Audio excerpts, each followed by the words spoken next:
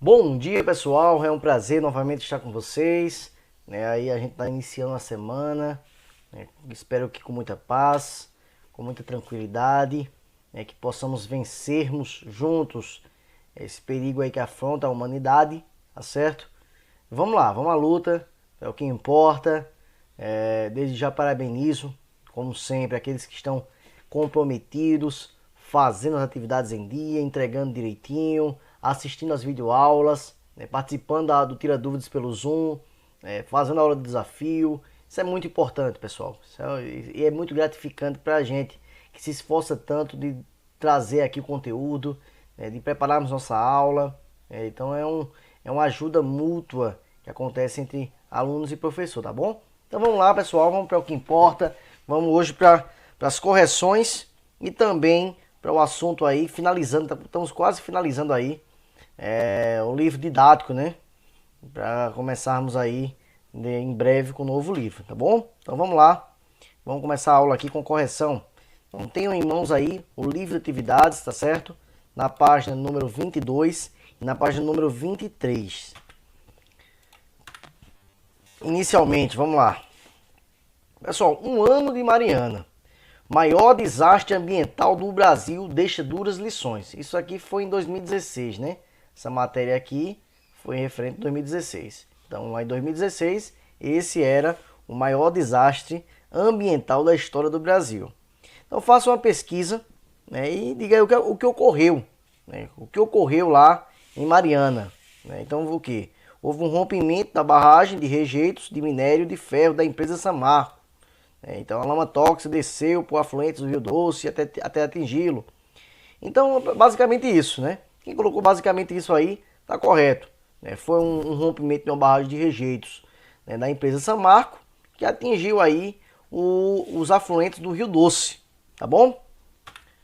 Continuando, que lugares foram os mais atingidos? Quais foram as populações mais afetadas? Então, os lugares mais atingidos foi justamente os lugares ali, as cidades próximas ali do percurso do Rio Doce, tá certo? E as populações que vivem próximas dele. Então, todas as cidades ali circunvizinhas, a Mariana, sofreram aí com os impactos ambientais, tá bom? Então, quem colocou aí cidades próximas de Minas Gerais, populações que viviam ali próximo aos rios, tá correto. Letra C. O que deve ser feito em favor da população afetada? Primeiro, o que deve ser feito para aqueles que foram afetados? Um ressarcimento. A empresa aí, a Samarco, deve ressarcir essas pessoas e dar moradias dignas a essas pessoas que perderam muitas vezes suas casas, tá certo? E que cuidados devem ser tomados para se evitarem desastres semelhantes a esse? Então, quais são os cuidados? Então, as empresas precisam ter esse cuidado, principalmente em onde colocar essas barragens, quais são os riscos que essas barragens, se porventura venham a ser rompidas, quais são os riscos. Tem que analisar uma série de fatores aí, quais são os impactos ambientais, se essa barragem, se porventura ela vier a romper, se vai afetar o curso de rios. Então tem que fazer um estudo prévio ali e ver quais são os riscos. Então é muito importante que esses cuidados devam ser tomados. A gente viu que não foram, porque esse aí foi em 2016 e o ano passado nós tivemos aí um grande também desastre ambiental. Eu acho que o maior até do que o de Mariana, até porque as vítimas foram muitas vítimas fatais, Em Brumadinho, também em Minas Gerais, morreu aí muitas pessoas e outros ainda até hoje não foram encontradas. A lama foi tão grande naquele local ali que os bombeiros até hoje não conseguiram encontrar alguns corpos. Continuando, tem aí o comércio mundial de petróleo, petróleo bruto e derivados. Como ler isso? Isso é um mapa que a gente precisa ler, a gente precisa entender o que é isso. Como eu interpreto essas setas? Essas cores estão no mapa. Então, eu já ensinei a vocês como ler o mapa. Como é que lê o mapa? Tem aqui a legenda aqui embaixo. Vou pegar um laser para mostrar a vocês, para facilitar, tá certo? Olha aqui embaixo tem aqui o fluxo de energia. O fluxo dessa emissão aí desse dessa comercialização de petróleo, tá bom? Então essa setinha mais fina, como você pode ver aí, é um fluxo de 1. Essa mais larga um pouquinho, a média, fluxo de 5. E aqui o fluxo de 10, que é essa mais grossa, ou seja, na mais grossa tem um fluxo muito maior de petróleo. E as cores aqui representam o que? Os continentes, né? Temos aqui Estados Unidos de tipo um verdezinho quase azul, temos Canadá com essa cor bege, temos América Latina com essa cor violeta, né? Então tem as cores, então a gente já consegue entender como é que funciona esse mapa. Então analisando o mapa, a gente consegue ver que o maior fluxo de petróleo se dá aqui nessa região aqui que eu estou mostrando para vocês, que é o Oriente Médio.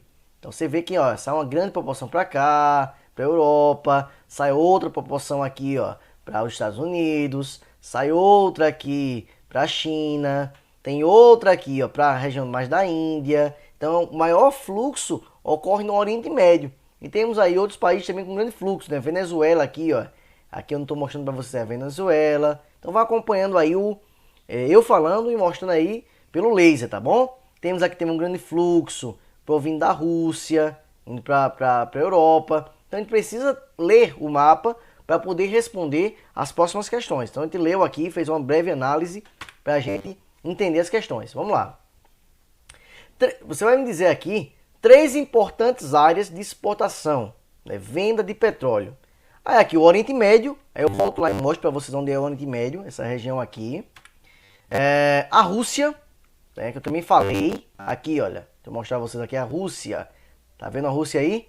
Beleza. Próximo. E também a Venezuela. Eu também falei da Venezuela, fica aqui na América do Sul, na América Latina. Tá bom? Olha aqui a Venezuela que tem uma grande, né, comercialização de petróleo aqui para os Estados Unidos da América, tá bom? Então, perfeito aí. Quem colocou isso, ok. Ah, professor, eu coloquei outros. Não tem problema. Se for de acordo com o mapa, a gente pode ter colocado outros. Por exemplo, eu posso ter colocado aqui, deixa eu ver aqui, aqui Canadá. O Canadá tem um fluxo aqui não tão grande, mas tem um fluxo. Poderia ser também incluído. Esse país aqui africano, olha, tá certo? Então poderia ser mais esses dois aí, tá bom? Continuando, vamos voltar lá. Letra B, pessoal. 3 importantes áreas de importação, de compra de petróleo. Quem compra esse petróleo? Não é quem vende, quem comercializa, é quem compra. Então é um pouco diferente. Aqui fala Estados Unidos, Europa e Japão. Vamos ver, olha, muito desse petróleo aqui está indo para os Estados Unidos. Aqui, ó, daqui, da África, do Oriente Médio, do Canadá. Então, verdade, Estados Unidos compra muito petróleo. Europa, na Europa aqui, olha aqui, recebendo, ó, recebendo grande quantidade de petróleo. Ó. Europa, beleza. Olha o Japão aqui também, ó, Japão, ó, recebendo aqui no Japão, lá do Japão, aqui no Japão, recebe também grande quantidade de petróleo. Então, ó, tranquilo, não tem mistério aí também não. Agora, para fazer isso, tem que saber a localização. Onde se localiza os Estados Unidos, onde se localiza a Europa, onde se localiza o Japão. Precisa conhecer. Aqui não tem o nome. Então, você poderia pegar o mapa mundo e comparar aí para fazer essas questões. Vamos para a letra C, pessoal. Tem que tomar uma aguinha aqui para a garganta não ficar tão seca. Vamos lá. 3 mares ou trechos de oceanos muito utilizados como rota do transporte de petróleo. Então aqui fala Mar Mediterrâneo, Mar Vermelho, Oceano Índico, Oceano Atlântico Norte, Oceano Pacífico. Então desses aí que eu citei, você poderia colocar 3, tá bom? Eu posso mostrar para vocês aqui. Aqui, olha aqui, Oceano Atlântico, olha. Tem uma grande, né, quantidade aqui de fluxo pelo Oceano Atlântico. Oceano Índico aqui também, Oceano Pacífico também.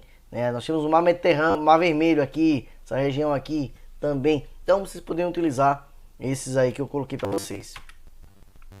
A correção da hora do desafio, né? Deixa eu tomar mais uma aguinha. Pessoal, fácil. Na aula passada eu falei. Qual o único mineral metálico encontrado na natureza em forma líquida? Todos acertaram. Mercúrio. Tá certo? Então, mercúrio é o único mineral metálico encontrado na natureza em forma líquida. Qual o minério que o Brasil mais exporta e importa? Então, muita gente, algumas pessoas estão só, o Brasil mais exporta, só. Não. São duas perguntas, respectivamente. Então, na aula passada eu mostrei um gráfico. O Brasil mais exporta ferro, né? E mais importa, mais compra carvão mineral. Essas eram as respostas corretas, tá bom? E agora vamos para a nossa aula, né? Vamos para a nossa aula aqui para a gente dar continuidade. Pessoal, como você verificou, os recursos minerais são importantes. Então, todo recurso mineral é importante, muito importante para o desenvolvimento econômico de um país. Então, o país ele precisa dos recursos minerais. E quando eles não têm esse recurso mineral que eles precisam, eles compram. Aí eles importam esse recurso mineral. Como eu mostrei para vocês, o Brasil exporta muito ferro. Por quê? Porque outros países precisam do ferro e não tem grandes reservas de ferro. Já o Brasil importa carvão mineral. Por quê? Porque o Brasil não precisa de carvão mineral e não tem grandes quantidades para serem utilizadas, tá bom? Só que também esses recursos aí são explorados de maneiras que acabam prejudicando o meio ambiente. Então tem que ter um meio termo aí, você explorar, mas sem afetar tanto o meio ambiente. Ao longo da história humana é muito comum haver guerras pela disputa de áreas ricas em minérios. Então, não é de hoje. Então, há muito tempo atrás já existia guerras, conflitos entre países, né, devido ao recurso mineral, aos recursos energéticos. Você pode dar um exemplo, professor, atualmente de algum conflito? Existe vários no Oriente Médio, pelo petróleo. Até os Estados Unidos da América, algumas vezes, né, invadiu, por exemplo, o Iraque, alegando confrontar grupos terroristas, etc. Mas muitas vezes o interesse era outro, né? Petróleo, né? Porque o petróleo hoje é a principal fonte energética ainda atualmente no mundo. Apesar de ser um produto aí, uma fonte não renovável, que a gente sabe que um dia pode acabar, pode se esgotar, tá bom? Então, pela importância dos minérios para a economia global, a exploração normalmente é voltada ao mercado internacional de produtos, ou seja, você explora isso já pensando em vender. Essa é a principal tendência aí. A gente chama isso de commodities, pessoal. Commodities. São aqueles produtos que são explorados, né, são as matérias-primas e são vendidos. Quando esse produto é processado por uma indústria, por exemplo, ele ganha um outro valor. Ele tem valor agregado, então ele fica mais caro. Qual é o principal problema do Brasil hoje? O Brasil ele exporta, ele vende muitas commodities. São produtos da matérias-primas, que não tem valor agregado. Então é barato. Por exemplo, vende para a China. A China vai lá e transforma esse produto, essa matéria-prima, e faz um novo produto. Aí vende para o Brasil esse produto. Aí sai bem mais caro, né? Isso é óbvio, porque vai ter valor agregado. Ela produziu com aquela matéria-prima um novo produto. Como assim, professor? Pode dar um exemplo? Posso. Vamos supor que o Brasil venda ferro. Com ferro, a China produziu automóveis, né? Conseguiu produzir aí automóveis com esse ferro, por exemplo. Não completamente o carro totalmente de ferro, mas algumas partes ali com ferro. E esse carro é vendido para o Brasil. Então, é bem maior o valor agregado, porque não tem apenas ferro, tem também outros produtos, tem tecnologia. Então, ganha um valor muito agregado quando isso é transformado, tá bom? Continuando. Para arrecadar divisas suficientes, os países mais pobres precisam vender grandes quantidades de seus recursos minerais. Então é como eu digo, porque não tem valor agregado. Ele não tem um valor agregado. Matéria-prima, o recurso mineral, só ele não tem valor agregado. Então sai muito, muito barato, tá certo? E os países ganham dinheiro com isso, mas não ganham tanto dinheiro como aqueles países que industrializam, que pegam essa matéria-prima e transformam em um novo produto, tá bom? Tradicionalmente, várias nações aqui da América Latina, as africanas e também asiáticas, participam no comércio internacional, predominantemente como fornecedores. Ela fornece recursos naturais para os Estados Unidos, para o Japão, para a Europa Ocidental, ou seja, produz essa matéria-prima, não transforma, mas vende para as grandes potências, que vão pegar essa matéria-prima e vão transformar em produtos com valor agregado, com valor bem mais alto. A China recentemente tem despontado como uma grande economia do mundo, tá certo? Ela tem despontado como uma grande economia asiática. Por quê? Porque justamente ela pega esse recurso mineral, tem esse interesse nesse recurso, para transformá-la, né, em um novo produto com valor agregado. Pessoal, temos aqui um mapa, né, mostrando um pouquinho, é um mapa do Brasil, mas não, a intenção desse mapa, como eu mostrei a vocês, não é mostrar o Brasil, é mostrar os recursos minerais, né, e a sua localização dentro do território brasileiro. Então você consegue enxergar aqui os estados e aqui do lado nós temos a legenda, tá certo? Então aqui o cobre é esse quadrado vermelho, o estanho é esse quadrado verde, o ferro é essa bolinha aí, acho que é um verde escuro, quase preto, o manganês é um triângulo, o ouro é um quadrado amarelo e assim vai. Então com isso você consegue enxergar onde está localizado, né, dentro do nosso território os principais fontes energéticas, né, fontes minerais, né, são os metálicos aqui, os não metálicos e também as fontes energéticas, como o carvão, o xisto betuminoso e o petróleo. Então aqui está a localização dentro do território brasileiro, onde se encontram as maiores reservas desses minerais. Recursos minerais metálicos, pessoal. Esse tipo de recurso são explorados para a obtenção de determinado elemento metálico, que faz parte de sua constituição. Aí temos aqui, ó, a prata, né, em estado puro, e o ouro em estado puro, como ele é encontrado na natureza, em estado puro, tá certo? É aí que a gente chama de commodities. Ele não foi transformado, não foi processado, tá lá em estado puro. Pessoal, vários recursos minerais no interior da nossa casa. Na nossa casa a gente vai ter milhares aí, centenas de recursos minerais.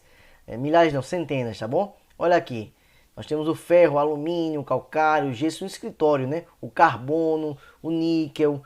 Vamos ver no banheiro, nós temos o quartzo, o calcário, o alumínio, o wolfrâmio, o cobre, o zinco, o alumínio, o chumbo, o talco, o calcário, o gesso. Então tudo isso aqui são recursos minerais, tá vendo? Olha aqui, ó, infinitos, muitos, muitos, muitos mesmo, que a gente às vezes nem percebe, não dá nem tanta atenção, mas que são recursos provindos da natureza, pessoal, tá bom? Outra coisa, pessoal, apesar de existir normas ambientais que regulamentam e fiscalizam a mineração, em todas as etapas da extração mineral ocorrem problemas. Então, a extração mineral, como eu falei no início, ela é muito positiva para o desenvolvimento econômico do país, mas traz problemas, tipos quais? Desmata, para você explorar, você vai precisar desmatar uma grande área, vai poluir os recursos hídricos, as águas, vai ter a poluição sonora com barulho, tá certo? Alteração do relevo, porque você vai abrir crateras, como eu falei na aula passada da Serra Pelada, acho que vocês lembram, né? Que era uma serra, e depois quando acabou aquela exploração de ouro ali, ficou uma cratera de mais de 200 metros de profundidade. Né? A erosão do solo, a degradação e poluição do solo. Então são vários aspectos também negativos, principalmente impactantes ao meio ambiente, que a exploração mineral ela causa, tá bom? E é isso, opa, chegou a hora boa, né? A hora que todo mundo espera aí para tentar fazer o mais rápido possível, junto com a atividade para ganhar um ponto extra, né? Então vamos lá, vamos lá. É dentro da aula, né? Assuntos relacionados ao que eu falei hoje na aula. Qual país asiático tem despontado como grande economia do mundo? Olha, aquele país está pegando ali muita matéria-prima, tá certo? E está sendo aí o país considerado uma das maiores economias do mundo. Tá certo? Não é a maior ainda, mas é uma das maiores hoje. É um país asiático. Aí vai ter que ter calma aí para responder corretamente. É fácil. Segundo, cite alguns problemas relacionados à extração mineral. Acabei de falar. Não faz, acho que nem 2 minutos que eu acabei de falar isso. Volta um vídeo aí, 2 minutinhos, que eu falei quais são alguns problemas relacionados à extração mineral. Lembrando, pessoal, que vocês têm que me entregar isso junto com o livro didático. Aí tem um espertinho lá que vou mandar só a hora do desafio, né? Aí manda só a hora do desafio e não manda atividade, não conta, tá certo? Aí o próximo da lista que mandou na ordem, né? Na ordem de cronológica, e eu ver que mandou com atividade vai computar, tá certo? Então eu vou computar quem me entregar as duas juntas. O livro didático, páginas 52 e 54, junto com a hora do desafio. Aí essas 5 primeiras pessoas ganham ponto extra, tá bom? Qual é o prazo? Vocês têm até amanhã, dia 9, quinta-feira, para me entregar, tá certo? Quem me entregar o mais rápido possível tem grande chance de ser os 5 primeiros. Então é isso, pessoal. Espero que tenham compreendido, tenham gostado da aula. Fiquem com Deus. Até a próxima. Goodbye. Até logo.